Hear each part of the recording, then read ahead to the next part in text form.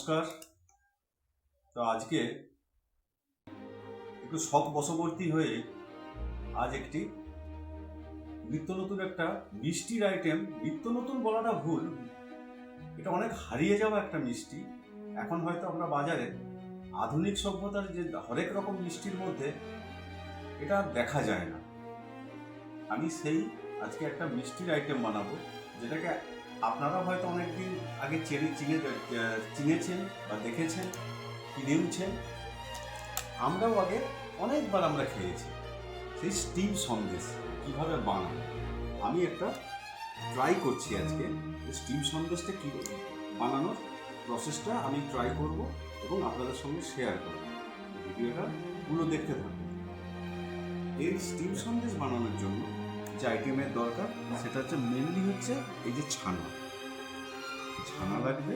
এখানে চিনি আছে, আমার চিনি লাগবে। এখানে একটু বেকিং পাউডার, অল্প করে একটু বেকিং পাউডার লাগবে, একটুখানি বাটার লাগবে, হালকা করে গোলাপ জল অপশনাল, দিতেও পারেন নাও দিতে পারেন। ড্রাই ফ্রুটসের মধ্যে কাজু এবং কিশমিশ, আপনারা অ্যালমন্ডসও দিতে পারেন। যারা ড্রাই ফ্রুটস পছন্দ করেন না তারা প্লেনও করতে পারেন। আর একটা লাগবে মুখ বন্ধ করা টিফিন বক্স। সত্যি কথা বলতে, বাড়িতে যদি হঠাৎ করে কোনো আত্মীয় স্বজন এসে যায়, বাড়িতে যদি দুধ থেকে থাকে, দুধ কাটিয়ে এই ছানা রেডি করে এই আইটেমটা খুব সহজেই আপনারা আপনাদের আত্মীয়ের সামনে পরিবেশন করতে পারেন। চলুন আজকে স্টিম সন্দেশটা কী করে বানানো হয় একটু আপনাদের সঙ্গে শেয়ার করি এবং আমিও একটু চেষ্টা করি। আচ্ছা, প্রথমে আরেকটু বলে দিই যে স্টিম সন্দেশটা কিছুটা আপনারা উড়িষ্যার যে ছানা পোড়া খেয়েছেন অলমোস্ট কিছুটা কাছাকাছি, কিন্তু ছানা পোড়াটা একটু অন্য স্টাইল। আর স্টিম সন্দেশটা আমাদের বাঙালিদের একটা অতি প্রাচীন একটা মিষ্টি। তো প্রথমে দেখুন, ছানাটাকে ভালো করে এইভাবে ঠেসে নিতে হবে। আগে এরকম করে আগে ছানাটাকে করে নিয়ে একটা সাইডে আগে নিয়ে, ছানার মধ্যে যে প্রোটিনের পার্টিকেলসগুলো আছে ওই পার্টিকেলসগুলো এরকম ঘষে ঘষে মোলায়েম করে নিতে হবে। এরকম করে করে আগে মোলায়েম করে নিতে হবে, এরকম করে করে ভালো করে। এটা কাঠের হলে ভালো হতো, যেমন আপনারা বিভিন্ন মিষ্টির দোকানে তারা কাঠের ওপরে এই জন্যই করে। আর আমি বাড়িতে করছি তাই আমি থালার মধ্যেই করছি, অল্প করে তো করবো। এরকম করে খুব ভালো করে এরকম একটু চাপ দিয়ে একটু ঘষতে হবে, এরকম চাপ দিতে হবে, একটু ঘষতে হবে, এরকম চাপ ঘষা। এইভাবে এইগুলোকে খুব ভালো করে মেখে নিচ্ছি আগে। তো আমার চ্যানেলে আবার আপনাদের স্বাগত জানাই।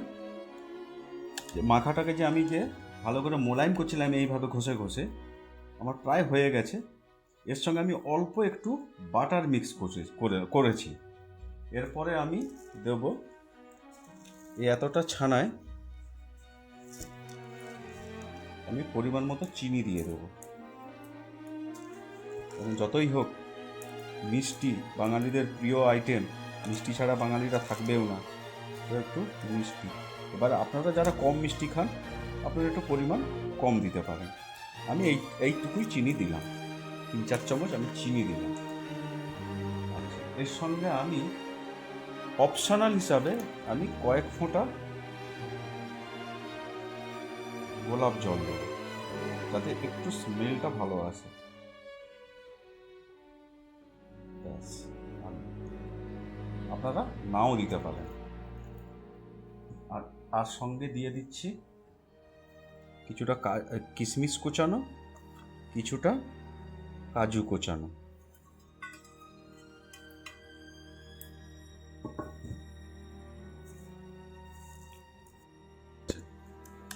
আর আমি দিচ্ছি 1 চিমটি মতো বেকিং পাউডার। এই হলো মূল স্টিম সন্দেশের উপাদান। এটাকে এবারে খুব ভালো করে মিক্স করব, যাতে চিনিগুলো এই যে ছানার সঙ্গে ডিজলভ হয়ে যায়। এরকম করে আমি মাখিয়ে নেব খুব ভালো করে।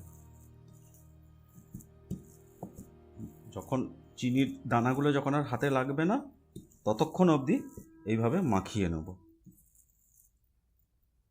ছানাটাকে ভালো করে আমি এইভাবে মেখে নিলাম, চিনির দানাগুলো আর হাতে লাগছে না। তো এইবারে যে এর নেক্সট যে কাজটা হবে, এই যে মুখ বন্ধ করে যে টিফিন বক্স, এটাতে আমি একটু বাটার নিলাম। বাটারটাকে খুব ভালো করে পুরো টিফিন বক্সটার মধ্যে এরকম করে মাখিয়ে নিলাম।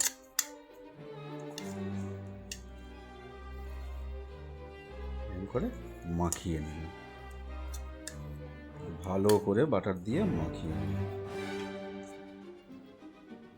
ঠিক আছে, নেক্সট কি করব, এই যে ছানার যে মাখা মিশ্রণটা, এই মিশ্রণটাকে আমি এর মধ্যে প্রেস করব।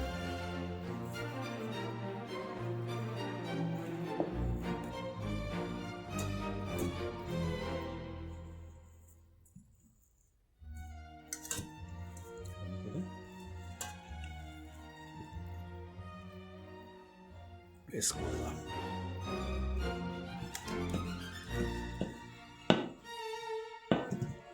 করে একটু ভালো করে, একটু হালকা করে একটু চাপ দিয়ে একটু শেপ করে দিলাম।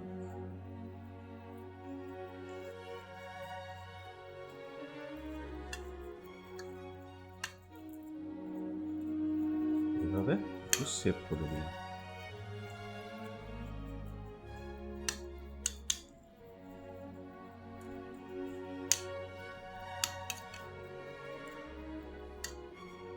এবারে চাপা দিয়ে দিলাম।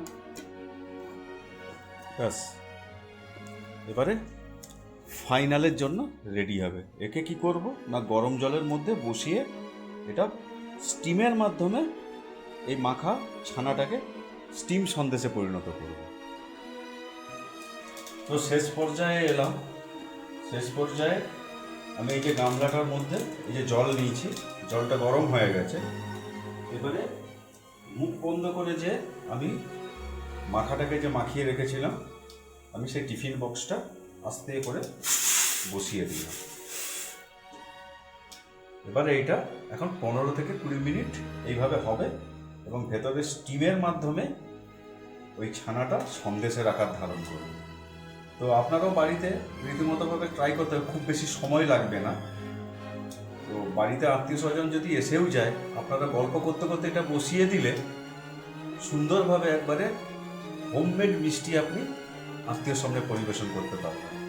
তো চলুন আবার 15 মিনিট পর দেখা যাক, এটা রান্নাটা হয়ে যাক, তারপরে খুলে আবার দেখাবো। তো আমি প্রায় 45 মিনিট হালকা ফ্লেমে স্টিমের ওপরে, গরম জলের ওপরে এটা বসিয়ে স্টিমে করেছিলাম। এবারে খুলে দেখি কেমন হলো, দেখছি খুলে। এবারে টিফিন বক্সের ঢাকনাটা খুলছি, দেখি কেমন হয়। এই দেখুন উপরের জিনিসটা হয়েছে। এটা কি করতে হবে দেখি, গন্ধটা, গন্ধ তো ভালোই বেরিয়েছে, দেখা যাক। এইরকম করে থালা চেপে উল্টিয়ে দিলাম, দেখুন কালারটা দেখুন, দেখেছেন? দেখি পিস করে,